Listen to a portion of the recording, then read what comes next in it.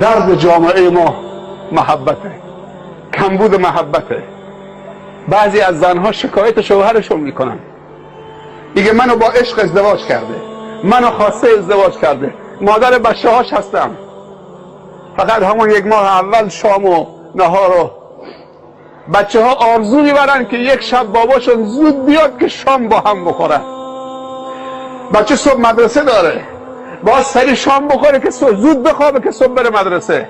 بابا ساعت 1 شب میاد، بچه ها میخورن همینجور میگن بابا نیامد با هم شام بخوریم، بابا نیامد سفره بنداز، نیامد. 1 ماه که آرزو میبرن که امشب شام با باباشون بخورن. خب بچه ها خوردن چون مدرسه دارن، اما مادر بچه ها شام نمیخوره، میره میخوابه گوشش به زنگ دره،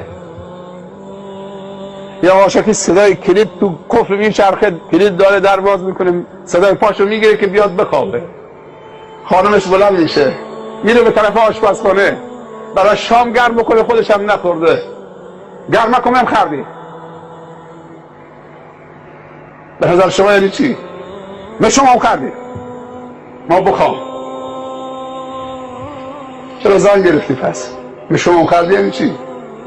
هر شب ساندویچ، هر شب رستوران، هم شب با دوستانتون میخوای بری کوهگنو بره بخوری؟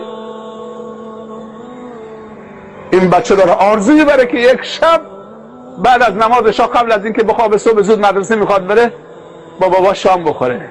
این حدیث رو نشنیدید؟